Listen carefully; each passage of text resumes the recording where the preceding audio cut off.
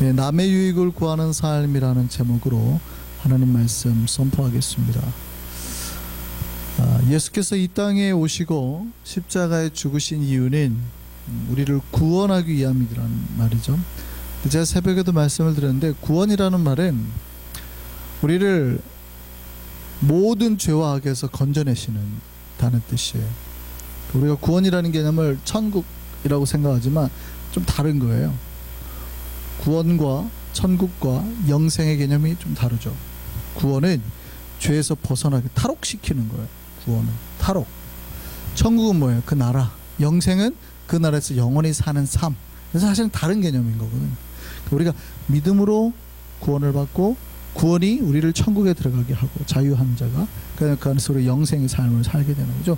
다른 개념인데 우리는 막 뭉뚱그려서 같이 하는 경향이 있는데, 어쨌든 예수는 우리를 구원하시는 분이에요. 그리고 예수가 가져오신 나라가 천국이에요. 그래서 천국을 선포하시는 분이에요. 예수가 이 땅에서 하시는 건 뭐냐면 구원. 우리를, 제가 구원의 개념이 여러 가지 있다고 그랬어요. 죄뿐만이 아니라 우리를 얽매이고 있는 모든 것으로부터 자유하는 것이 필요하다. 내 마음을 누르고 내 생각을 누르고 정신적인 것, 모든 것까지 우리를 사로잡고 있는, 우리를 유혹하고 있는, 우리를 중독하고 있는 모든 것으로부터 벗어나는 게 좋아요. 제가 예전에 말씀드렸잖아요. 제가 강박이 심했다고. 근데 제가 그 강박이 심한지를 모르고 살았어요. 그게 아무렇지도 않은 거라서. 그러니까 제가 목사였는데, 제가 그때 목사였다고요. 부목사 시절이었다고요. 그러니까 저는 그게 아무렇지, 그러니까 한 번도 의심해 본 적이 없어요. 저에게 이상이, 정신적인 이상이 있을 거라고는 생각을 해본 적이 없는 거예요. 근데 문고리 강박이 있는 거죠. 집을 닫고 나갈 때 이렇게 탁탁하고 이제 점검을 해보고 나간단 말이죠. 그럴 수 있잖아요. 근데 그러고 나갔다가 불안해, 다시 됐나 하고 또 한 번 해보거든요. 그 제가 광주에 살 때 그게 심할 때는 8번인가 한 기억이 난다고요. 그러니까 이거를 탁탁하고 나갔다가 잠깐만 하고 또 했다가 저기까지 나갔다 복도까지 다시 돌아와서 하고 내려가고, 심지어는 4층이었는데 계단으로 걸어 내려갔다가 불안해서 다시 올라와서 또 하고, 차로 갔다가 혹시 하고 또 하고, 이걸 8번인가 한 기억이 난단 말이죠. 근데 그렇게 하고서도 제가 그게 이제 나중에 하는 거예요. 아무 문제가 없다고 생각을 한 거예요. 아무 문제가 없다. 왜냐하면 저는 이미 죄에서 자유한 자고 예수를 이미 만났고, 그게 저는 완벽한 내 성격 때문인 줄 알았어요. 근데 언제 알았냐면, 이제 공부하면서, 제가 대학원에서 공부를 하는데, 이제 대학원에서는 여러 학문을 같이 공부해야 되거든요. 정신분석학이나 심리학 이런 것도 이제 같이 공부를 하게 된단 말이에요. 근데 이제 정신분석학, 심리학 공부를 하는데 갑자기 강박 증세에 대해서 얘기를 하면서, 강박이 요즘에 현대인들에게 많다. 그리고 제일 이제 강박이 정확하게 뭐냐라고 설명할 때 제일 쉬운 게 바로 문고리 강박이다. 예를 들어서 유건사님이 입은 그 땡땡 무늬 이런 거 있잖아요. 그 환공포 같은 거 있으신 분들은 저런 걸 보면 거의 미치죠. 못 견딘단 말이에요. 이런 거. 물론 이게 병이냐 아니냐에 따라서 우리가 할 수 있는데, 아니면은 여러 개의 검정 구슬 속에 흰 거 하나 있잖아요. 그러면 저거를 안 빼면 막 불안해가지고 막 저걸 어떻게 해서든지 빼야 된다고 생각하는 거. 그게 하나의 강박증 같은 거. 못 견디는 거죠. 제가 성도들하고 인사할 때 가끔 이렇게 느끼는, 얼굴에 주근깨 같은 게 이렇게 있잖아요. 블랙헤드 이런 거. 저거를 빼야 되겠다는 생각이, 저걸 어떻게든 빼줘야 되는데. 강박증은 강박증. 근데 제가 뭐냐면 그 수업을 듣고 너무 놀란 거예요. 그러니까 THM 수업을 들을 때 너무 놀란 거예요. 저는 목사인데, 와, 이게 하나의 정신병인 거구나. 뭘 그거를 정신병으로 분류하냐 아니냐에 따라 좀 다르게 있습니다만, 그러니까 나를 붙잡고 있는 게 뭔가 있었던 거예요. 그러니까 자유하지 못한 거죠. 예수가 분명히 우리를 자유하게 하기 위해서거든요. 구원이라는 개념은 내가 지금 나를 매이고 있는 게 있느냐, 돈이 이제 나를 붙잡고 있느냐, 아니면 뭐 다른 어떤, 쉽게 말하면 술, 담배 같은 것도 하나의 예가 될 수 있어요. 이게 나를 붙잡고 있느냐. 중독인 거죠. 어떤 무언가가 나를 붙잡고 있느냐. 그러니까 무언가가 나를 붙잡고 있는 예수라는 거는 그 모든 붙잡힘 속에서 다 벗어나는 거예요. 자유하게 되는, 진짜 자유하게 되는 거예요. 근데 내가 무언가가 나를 붙잡고 있다라는 걸 깨닫게 되는 순간 너무 깜짝 놀랐어요. 너무 깜짝. 그때부터 제가 선포하고 안 합니다. 다 훔쳐가려면 훔쳐가라. 훔쳐가려면 훔쳐가라. 한 번만 해보고 아니면 나와요. 지금도 사실은 그런 마음이 있어서 한 번 내지 두 번까지 해봅니다. 이렇게 나올 때.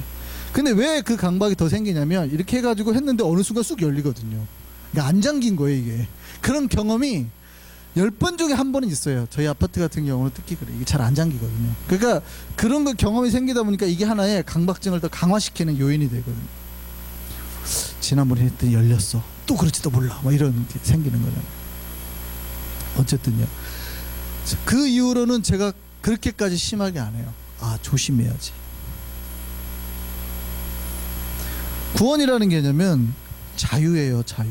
그 얘기는 이렇게 말을 바꿀 수 있어요. 예수께서 이 땅에 오시고 십자가에 죽으신 이유는 우리를 구원하기 위함이라는 말도 되지만 우리를 자유하게 하기 위해서. 그 저와 여러분이 예수 그리스도의 십자가 은혜로 자유자가 되기를 바랍니다.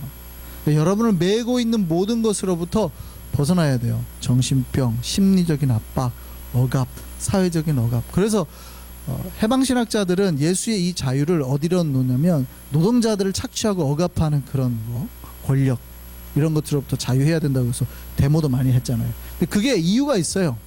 구원이라는 개념은 자유거든요. 근데 자본가가 너무나 심하게 노동자를 착취하는 것도 하나의 얽매인 사회구조로 보는 거거든요. 특히 남미 같은 데는 훨씬 심하니까 90%가 억압과 착취를 당하는 구조 속에 있었으니까 거기서 이제 시작이 된 거예요. 어쨌든 우리는 자유가 돼야 돼요. 자유자가 돼야 되고 자유를 얻고 살아야 됩니다. 근데 이제 이런 얘기를 하면 많은 신자들이 오해를 합니다. 뭐냐면 그럼 우리가 자유하네. 그래서 그 자유를 어디로 자꾸 연관을 시키냐면 방종이라는 것과 연관을 시켜요. 내가 자유하니까 뭐든 해도 된다는 식으로 자꾸 나가는 거죠. 물론 기독교에서 말하는 자유가 있는데 자유라는 거는 정확하게 이거예요. 내가 얽매이고 있는 것에서 벗어나는 거지 내가 모든 죄를 다 해도 된다라는 개념은 아니에요. 물론 할 수는 있죠. 그 자유가 할 수는 있는 거지만 해도 된다라는 허락이 아니에요. 자유라는 개념은 지금까지 내가 매여 있는 것에서 풀어나는 거지. 감옥에 갇힌 자를 푸는 것을 갖다 말하는 거지 풀린 자한테 가서 니들 마음대로 살아라 이쪽 개념이 아니라고요. 매여 있는 자를 해방시키는 개념인 거지 해방된 자들에 대해서 무한한 자유를 허락하는 게 아니에요. 기독교 자유가. 많은 사람들이 자유란 얘기를 말하면 내가 묶인 상태에서 풀려난 기쁨과 감사로 사는 게 아니라 이제는 내가 그럼 뭐든 해도 구원받겠네라고 착각하는 거예요. 구원이라는 개념은 묶인 거에서 자유하게 되잖아요. 근데 구원받았다고 하는 사람이 죄를 또 지어서 죄에 또 묶이려고 그래요. 이게 말이 돼요, 안 돼요? 이게 말이 안 되는 거예요. 그러니까 죄를 내가 자유했다고 하는 자가 내가 죄를 지어도 구원받겠네라는 착각 속에 잘못 빠지는 거예요. 거꾸로 이게 도식이 안 맞는 거예요. 이해되시죠? 죄에 묶인 사람을 자유하게 되는 게 기독교인데 내가 이제 그 자유자가 되었으니 또 죄를 지어도 되겠네라고 생각하는 거꾸로 하는 거예요. 요 도식구조 이해되세요? 요거 헷갈리시면 안 된다고요. 그래서 예수 믿는 자는 완전한 자유예요. 그 자유로 죄를 범하면 안 돼요. 갈라디아서 5장 13절 말씀 한번 보시죠. 형제들아 너희가 자유를 위하여 부르심을 입었으나 그러나 그 자유로 육체의 기회를 삼지 말고 이렇게 말하죠. 이 육체의 기회를 삼지 말라는 말의 표준 세 번역은 이렇게 되어 있습니다. 그 자유를 육체의 욕망을 만족시키는 구실로 삼지 말고 이 말이에요. 그러니까 실제로 사람들이 그렇게 할까봐 자유니까 이제 내가 마음대로 살아도 되겠네 라고 생각하는 욕망의 구실로 삼을까봐 뭐라고 그래요? 바울이 그 자유를 육체의 욕망을 만족시키는 구실로 삼지 말고 다시 뭐래요? 사랑으로 종노릇해라. 사랑의 종이 되어라. 자유가 있다고 욕망 따라서 살지 말라는 말이에요. 자, 한번 생각해 보시죠. 여러분 자유자입니까 아닙니까? 자유자죠. 그러면 자유라는 얘기는 내가 무엇을 해도 자유예요. 내가 이거를 해도 자유고 저걸 해도 자유예요. 그런데 물론 죄를 하지 말라는 거죠. 그러면 죄를 벗어나서 이제 사랑이라는 걸 해보죠. 내가 나를 사랑하는 거 문제가 될까요 안 될까요? 안 되죠. 그럼 내가 저 사람을 사랑하는 거 문제가 될까요 안 될까요? 그것도 안 되죠. 내가 저 사람을 사랑할 수도 있고 나를 사랑할 수도 있고. 그런데 나만 사랑하는 게 죄가 돼요 안 돼요? 이게 이제 헷갈리는 거예요. 미국 사회가 굉장히 개인주의 사회죠. 근데 이 개인주의가 이기주의까지 가기도 하거든요. 내가 나를 사랑하고 나만 사랑하는 것도 내가 할 수 있는 자유죠. 나는 모든 걸 다 할 수 있는 자유지만, 그런데 그것이 신자의 행동 기준에는 맞지 않아요. 내가 내 유익을 얻기 위해서, 내가 내 어떤 이득을 얻기 위해서 하는 행동이, 사실은 그렇게 해도 할 수 있는 자유는 나에게 있지만, 그런다고 해서 그렇게 행동하는 것이 그럼 신자에게 옳은 행동이냐라고 말할 수는 없다고요. 심지어는 이게 죄가 될 수도 있어요. 신자는 내 이득을 따라 사는 존재가 아니라 뭐예요? 공동체의 유익을 생각하고 살아야 되는 사람. 덕을 위해서, 사랑을 위해서 사는 존재란 말이죠. 그러니까 내가 하는 행동이 다른 이들에게도 유익이 되느냐 되지 않느냐를 살펴서 행해야 된다 이 말이에요. 내가 화나면 욕할 수 있잖아요. 내가 화나면 이건 자유니까. 그런데 내가 화나서 욕하는 내 자유가 다른 이에게 피해가 된다고 하면 그걸 하면 돼요 안 돼요? 안 된다 이 말이죠. 많은 사람들이 내가 자유지 내 입 갖고 말도 못하냐. 아니 그 자유 맞아요. 자유하지만 그 자유를 자기의 이득만을 위해서 쓰면 안 돼요. 내가 짜증이 난다고 해서 함부로 짜증을 내서도 안 된다 이 말이에요. 이게 전체에게 유익이 되느냐 안 되느냐를 살펴서 하라는 거예요. 모든 것이 내가 다 하죠. 할 수 있죠. 하지만 모든 게 다 유익이 되는 게 아니잖아요. 그래서 살펴서 하라는, 그게 오늘 본문 23절 말씀이에요. 오늘 본문 23절 보시죠. 모든 것이 가하나, 모든 걸 할 수 있지만 모든 게 유익한 게 아니에요. 모든 것이 가하지만 모든 것이 덕을 세우는 게 아니라 이 말이에요. 그럼 신자는 뭘 따라 하는 거예요? 공동체 유익이나 덕을 따라서 행동을 해라는 거예요. 그래서 신자는 자기 스스로 자기를 사랑할 수 있는 자유가 있는 자지만 자기를 사랑하지 아니하는 사람이에요.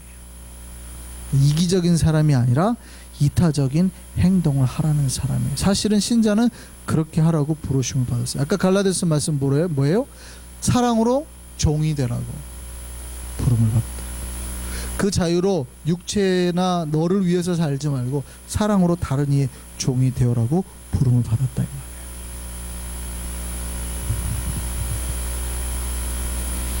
그래서 오늘 고린도에서 10장 24절 말씀 뭐라고 그래요? 누구든지 자기의 유익을 구하지 말고 누구의 유익을 구하라? 남의 유익을 구하라. 신자라면 그러라는 거예요. 신자라면 너희들의 이익만을 추구하지 말고 다른 사람의 이익이나 공동체의 이익이나 사랑이나 덕을 생각하고 살아라. 나 혼자 생각하면 그렇게 할 수 있어요. 화나니까 내 감정도 낼 수 있고 그럴 자유가 있지 뭐. 그런데 그거 할 수 있다고 해서 다 옳은 게 아니니, 다 공동체에게 도움이 되는 게 아니니 살펴서 하라는 거예요. 단순하게 딱 쉽게 심플하게 말씀드리면 이거예요. 이기적인 자가 되지 말고 이타적인 자가, 최소한 다른 사람을 그러니까 배려할 줄 아는 사람이 되라. 어떤 부부가 오랜만에 영화관을 찾았대요. 자리에 딱 앉아서 남편이 아내한테 묻습니다. 당신 잘 보여? 그랬더니 아내가 갑자기 고마운 거예요. 남편이 자기한테 배려를 해주니까. 아, 아주 잘 보여요. 고마워요. 그래서 남편이 그래요. 그래, 그럼 우리 자리 바꾸자. 내 자리 잘 안 보인다.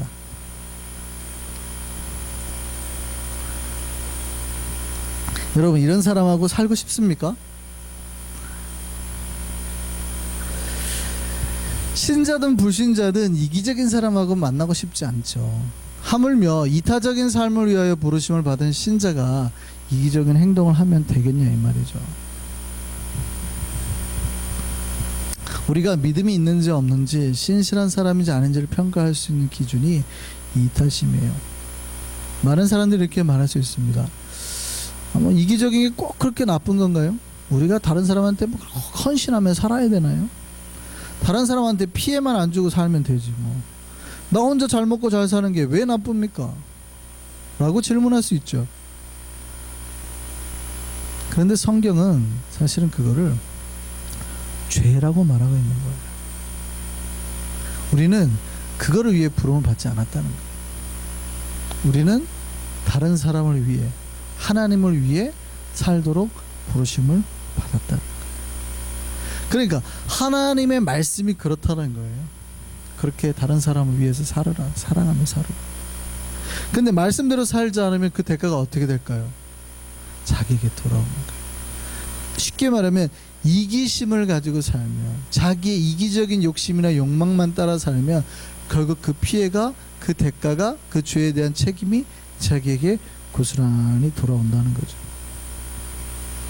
옛날에 앞을 못 보는 한 남자가 있었대요.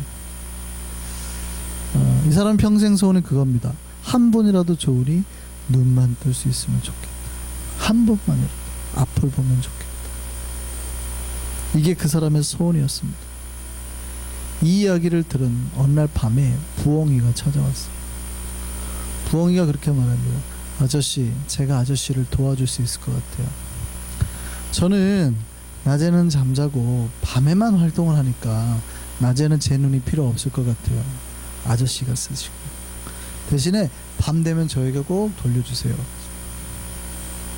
그래 그 다음날 아침에 진짜로 그 사람의 눈에 이제 아침이 되니 눈을 떴더니 세상이 보이는 거예요. 얼마나 감사한지. 그리고 열심히 활동하고 밤 되면 눈을 이제 부엉이에게 돌려줬어요. 그러니까 부엉이가 또 그걸 벗고 밤에 열심히 이제 먹이를 찾아서 살았죠. 둘이 같이 사는 거예요. 이렇게 이제 며칠을 감사 가운데 살았습니다. 근데 갑자기 이 소경이 어느 날 이런 생각이 드는 거예요. 아씨, 내가 꼭 왜 눈을 부엉이한테 돌려줘야 되지? 부엉이하고 눈을 함께 쓰는 바보가 있어? 어디 있어? 그리고 갑자기 이 사람이 낮에 부엉이 눈을 자기가 딱 가진 그때 부엉이가 없는 지역으로 확 가버렸어요. 놀라웠어요. 밤에도 눈이 있잖아요. 평생 처음으로 밤에 별빛을 보게 된 거예요. 얼마나 기쁘고 즐거웠는지 몰라요. 그런데 그 기쁨도 잠시, 며칠이 되지 않아서 점점 시력이 약해지기 시작하더니 며칠 만에 시력을 완전히 잃어버리게 돼요. 그래서 이 아저씨가, 이 소경이 다시 어떻게 해서 집으로 돌아왔습니다. 그 부엉이에게 찾아왔죠. 그 부엉이에게 묻는 거예요. 어떻게 된지 모르겠다. 앞이 보이지 않는다. 그 부엉이가 그렇게 말합니다. 왜 나를 버리고 도망가셨어요? 난 밤에 먹이를 찾지 못해서 굶고 있었어요. 그러니까 내 눈도 기운을 잃은 거예요. 밤에 부엉이가 먹어서 에너지를 취했어야 그 눈이 기능을 했을 텐데, 그 말을 하고 부엉이가 먹을 걸 찾지 못해서 오랫동안 굶어서 죽어버렸어요. 그 사람이 다시는 자기의 눈을 되찾지 못한 거죠. 여러분, 이기심이, 나를 위한 삶이 결국에는 어떻게 해요? 대가가 누구한테 돌아와요? 자기한테 돌아와요. 그것에 대한 대가는 다 자기가 고스란히 당하는 거예요. 이기심이 자기를 망치는 겁니다. 이기심은 사실은, 이기라는 게 자기를 이롭게 하는 마음이거든요. 근데 자기만을 이롭게 하는 그 마음에는 무슨 힘이 있냐면 자기 스스로를 파괴하는 힘이 있어요. 신자는 누구를 이롭게 하기에 살아요? 하나님을 이롭게 하기에 살잖아요. 이게 소요리 문답 1번이잖아요. 하나님을 영화롭게 하기에 살잖아요. 근데 하나님을 영화롭게 다른 누군가를 행복하고 다른 누군가를 높이면서 살아가는 이 신자의 삶에 사실은 진짜 복이 흐르는 거거든요. 뿐만이 아니라 다른 누군가를 행복하기 위해서, 다른 누군가를 살리기 위해서 내 삶을 나눠주고 사랑을 나눠주는 그 삶에 내 삶에 복이 있는 거거든요.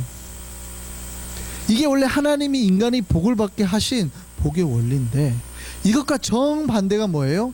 이기적인 삶이에요. 사실은 나만을 위한 삶인 거예요. 돈 벌어서 나 혼자 다 먹고 다 누리고 잘 쓰겠다는 거예요. 저 사람들은 굶어 죽든 뭐 힘들든 뭐 상관 안 하고 나 혼자 잘 먹고 잘 살겠다라는 마음이에요. 이게 이기심인 거예요. 이거 안에 스스로를 파괴하는 힘이 있어요. 어느 날 사막을 왔다 갔다 장사하는 한 아라비아 상인이 사막에서 길을 잃었습니다. 근데 길을 잃고 헤매다가 한 오아시스 하나를 발견하게 된 거예요. 큰 나무가 그늘을 쫙 만들고 오아시스를 쫙 물을 만들었어요. 근데 사실은 봤더니 그 오아시스가 자기가 평상시에 돌아가던 길의 한 가운데를 가로지르고 있는, 그러니까 지름길이었던 거죠. 근데 이 아라비아 상인이 어떻게 했을까요? 너무 좋은 거예요. 너무 좋았는데 아무한테도 안 알려주고 자기만. 왜냐하면 이 사람 생각에 이런 게 있어요. 그 많은 사람들이 왔다 갔다 이 물을 마시면 다 말라버릴 거다. 그럼 다음에 내가 왔을 때 분명히 내가 마실 물이 없을 거다.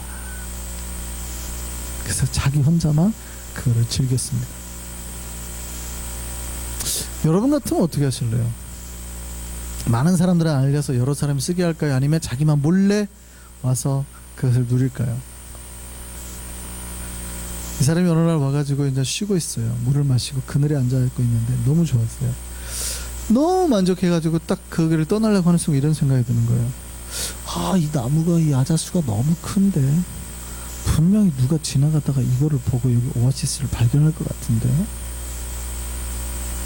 그래서 그런 생각했어요. 아무도 못 발견하게 이 나무를 잘라버리죠. 그리고 갔습니다. 며칠 뒤에 다시 지나가게 됐어요. 어떻게 됐을까요? 네, 물이 바짝 말라가지고. 왜냐하면 그 큰 나무가 그늘을 만들어서 지켜줬는데, 그 아라비아 상인 생각이 그래요. 이 나무가 그래도 오아시스 물을 많이 빨아먹어 버리겠지. 지나가는 사람들이 이 나무를 보고 또 이 물을 다 마셔버리겠지. 그래서 나무를 잘라버렸어요. 근데 나무를 잘라버리니까 그늘이 사라져서 급속도로 물이 말라버려요. 여러분, 이기적인 마음을 가지면 그 이기심이 결국 자기를 망하게 하는 거예요. 신자는 나를 위해서 사는 사람이 아니라 타인을 위해서 사는 사람입니다. 오늘 본문의 문제는 고린도 지역에서 나는 고기의 문제였어요. 당시 이제 고린도 지역에서 고기를 먹으려고 하는데, 이 고린도 지역에서 나는 고기는 모두 다 우상의, 그러니까 제우스 신이나 이런 신전에 제사를 지내고 나온 우상의 제물인 거예요. 이제 문제가 생긴 거죠. 야, 이게 먹어도 되냐 안 되냐 라는 문제가 생긴 거예요. 이게 먹어도 될까요 안 될까요?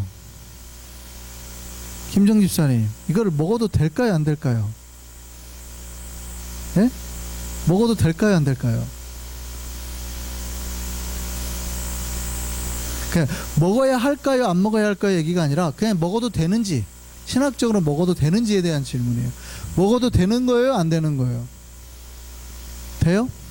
근데 우상의 제물을 먹으면, 한국도 그렇지만 여기는 우리가 제사를 안 지내니까 그러는데, 제가 한국에 있었을 때는 사실은 명절날만 되면 진짜 난리가 납니다. 아시죠? 설날, 특히 추석 때 되면 성묘를 해야 되냐 안 해야 되냐로 영적인 싸움이 어마어마하잖아요.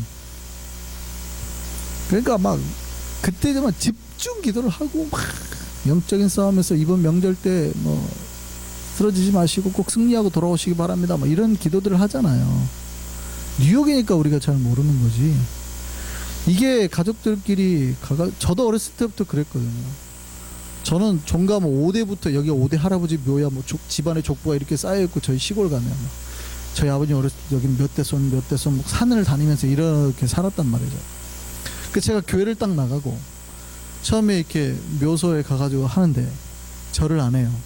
서서 제가 이렇게 한단 말이죠. 그랬을 때 그 분위기 모르시죠? 살벌합니다. 분위기가. 어른들은 탁 절하시는데 신발 탁 벗고 어른들은 탁 절하시는데 이 젊은 새파란 것이 서가지고 이렇게 기도를 탁 하잖아요. 분위기가요. 그러니까 이 영적 싸움, 그러니까 막 이제 그때부터 비웃는 소리, 뭐 교회 다니는 놈들이 더 한다나, 뭐 니네 목사가 더 나쁜 놈들이야, 뭐 돈 때문에 별의별 계획을 다 하고요. 저희 아버지는 불러다가 따로 너희 자식아, 교회를 다니면 다녔지, 니 뭐 조상들한테는 예의도 못 갖춘다냐, 뭐 이러지.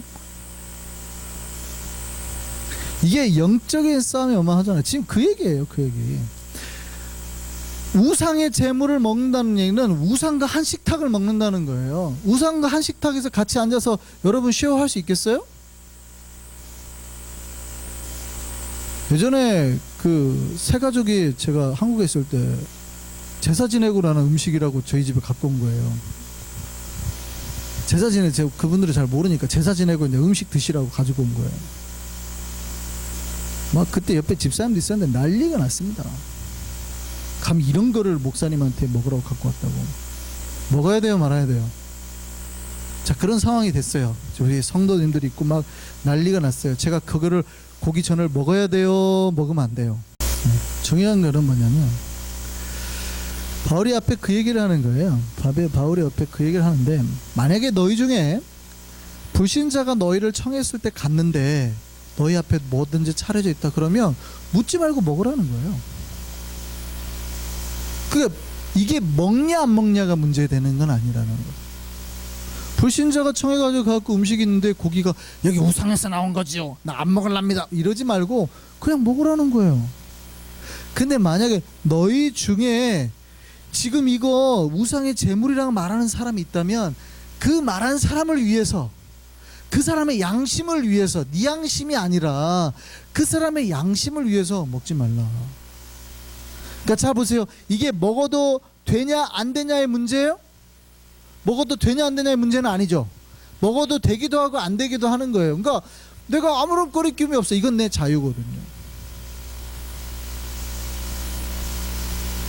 그러니까 제가 저희 큰 집 가가지고 제사상 음식을 예전에 먹을 때는 거리낌 없이 먹습니다. 그분들은 왜 교회 다니면 이런 거 먹으면 안 돼, 이런 걸 전혀 몰라요. 제가 그분들 앞에서 안 먹어가지고 괜히 싸울 필요가 뭐가 있어요. 아무런 영적인 지금 유익이 없는데 잘 먹습니다. 제가 목사지만 제사 지내고 나온 음식 더 잘 먹습니다. 그분들은 이게 뭐 귀신의 건데 뭐 이런 생각도 없어요. 그냥 당연히 먹어야 되는 줄 알지, 그걸 가지고 너 교회 다니는데 이거 먹니, 이런 사람 아무도 없잖아요. 잘 먹죠. 근데 교인들 중에 막 갔는데 감히 목사님 앞에서 막, 그럼 제가 그걸 먹을까요 안 먹을까요? 구태여 그들의 믿음이나 양심 때문에 먹을 필요가 없다는 거예요. 이게 법이에요 아니에요? 아니에요. 법이 아니에요. 누구를 위한 삶을 살라는 거예요? 다른 사람을 배려하는 사람, 다른 사람을 위한, 다른 누군가 믿음이 약한 자의 영혼을 살피는 삶을 살라는 거예요. 그런 배려와 사랑의 삶을 살라는 거예요. 이게 법입니까 아닙니까? 지금 그게 아니에요.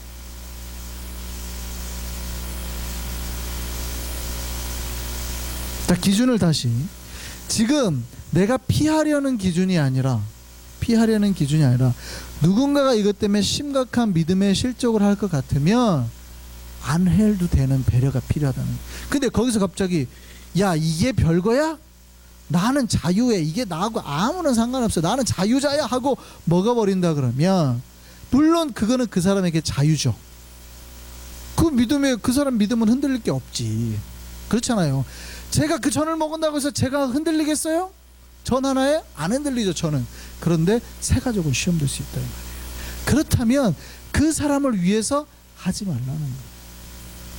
배려. 나중에 그가 믿음에 성숙해지면 자연스럽게 알아올 거니, 그 얘기하는 거예요. 그리고 바울이 말하는 게 그거예요.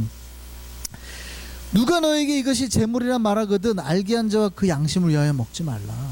처음에는 먹으라 그러잖아요. 묻지 말고 그냥 먹어라. 그런데 그들이 만약에 말한 자가 있다면 그들의 양심을 위하여 최소한 먹지 않아주는 배려를 해라는 거예요.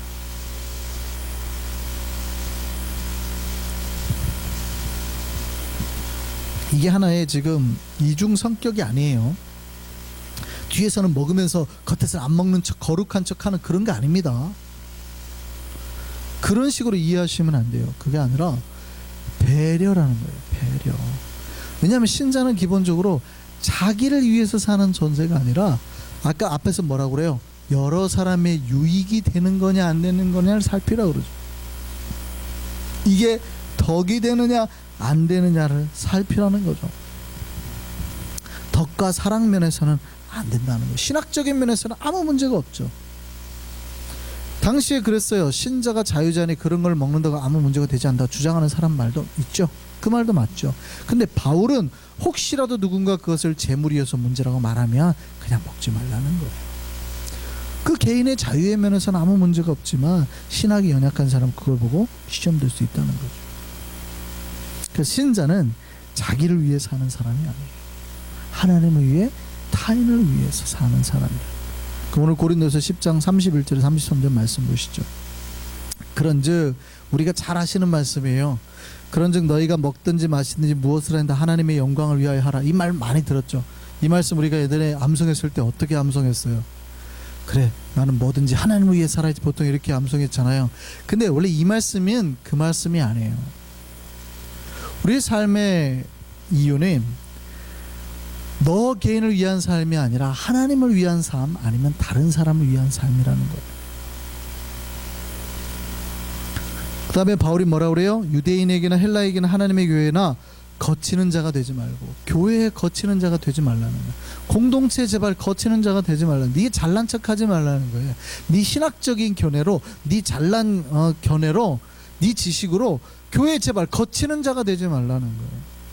신학적으로는 아무 문제가 없을지 모르지만 주변 사람들이 봤을 때 인상 찌푸러지는 행동이라면 하지 말라는 거예요.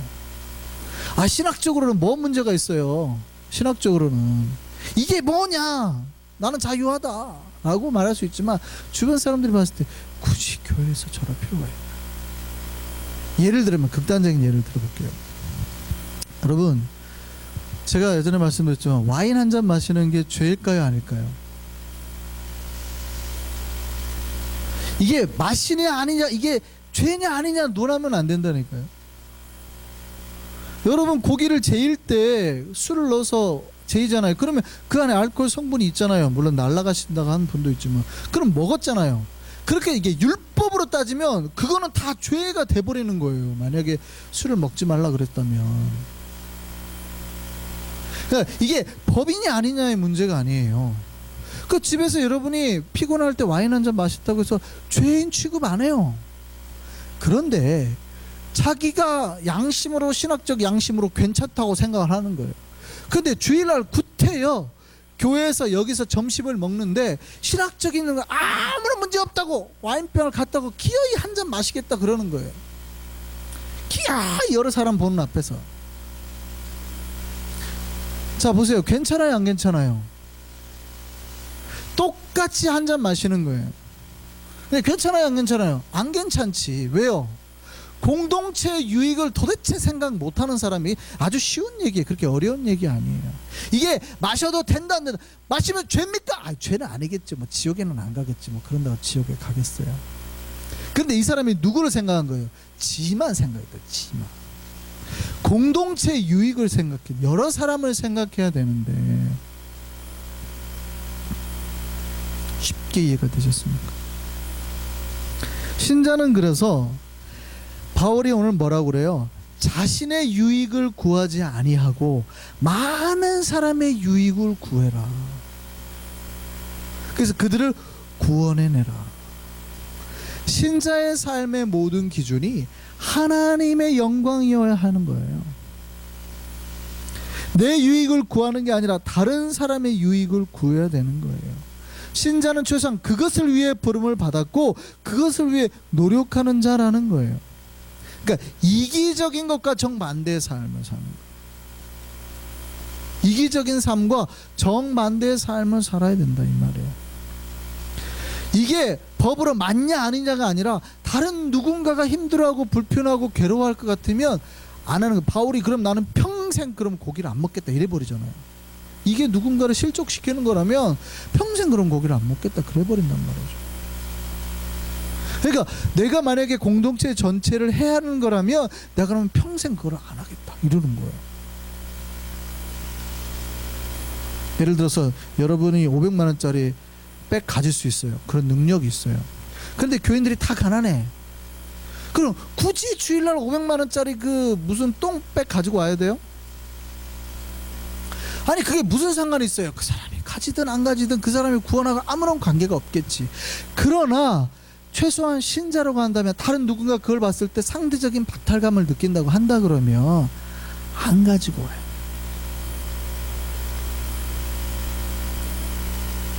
이해되시나요? 만약에 자기가 부자 교회에 다니면 가지고 다녀도 돼요. 다 그러니까 누가 상처받을 사람이 없으면 가지고 다니니까 이게 법이냐 아니냐가 아니라 근데 교인이 다 가난해. 근데 굳이 거기에 내가 500만 원짜리 백을 들고 다녀야 되나 이 말이죠.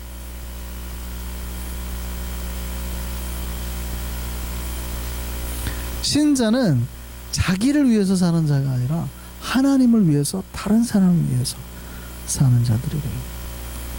심리학자들이 사람의 내면을 점검하는 방법 중에서 이런 거 있대요. 누군가가 일정 기간에 연설을 하거나 말을 할 때 일정한 그 문장에서 나라는 말을 과연 몇 번 쓰는가를 이렇게 카운터를 해본대요. 이 사람이 썼던 글 같은 거나 연설하는 스피치를 동영상을 보면서 과연 이분은 이 문장에서 나라는 말을 몇 번 쓰는가. 나라는 말이 많이 들어가면 들어갈수록 건전하지 못하다는 그 사람의 심리 상태가 굉장히 이기적인 사람이에요. 이런 사람은 굉장히 위험하다는 거예요. 1940년에요. 미국의 한 언어학자가 조사를 했습니다. 히틀러가 도대체 나라는 단어를 몇 번 쓰는가. 53단어 할 때마다 한 번씩 나를 썼대요. 굉장히 자주 반복적으로 나를 내가 하겠다. 내가 지배자요. 나를 따르라. 나를 그렇게 썼대요. 이탈리아의 그 독재자 무솔리니는 83번 만에 한 번씩 나를 썼대요. 내가 아니면 안 돼. 내가 다 했어. 나만 따르면 돼. 내가 하자는 대로 해. 라고 말하는 사람일수록 굉장히 위험했다는 거죠. 여러분, 신자는 내 유익이 아니라 다른 사람의 유익을 위해 살아가는 사람들입니다. 믿으시기 바랍니다. 그래서 내가 좀 가지고 뭐 소유하는 게 아니라 다른 사람에게 좀 베풀고 그들이 가지게 또 주님의 영광을 위해서 사는 이렇게 살아야 돼요. 이렇게 살 때 하나님이 보시고 그 위에 복을 주시는 거예요. 정반대 이기적인 삶을 살면 살수록 하나님의 복에서 멀어지는 거예요. 우리는 날마다 하나님의 복과 하나님의 은혜, 정말 하나님이 원하는 주님께 영광을 돌리고 다른 사람들을 위해 사는 그런 복된 삶을 살아가는 저와 여러분 되기를 바랍니다. 기도하겠습니다.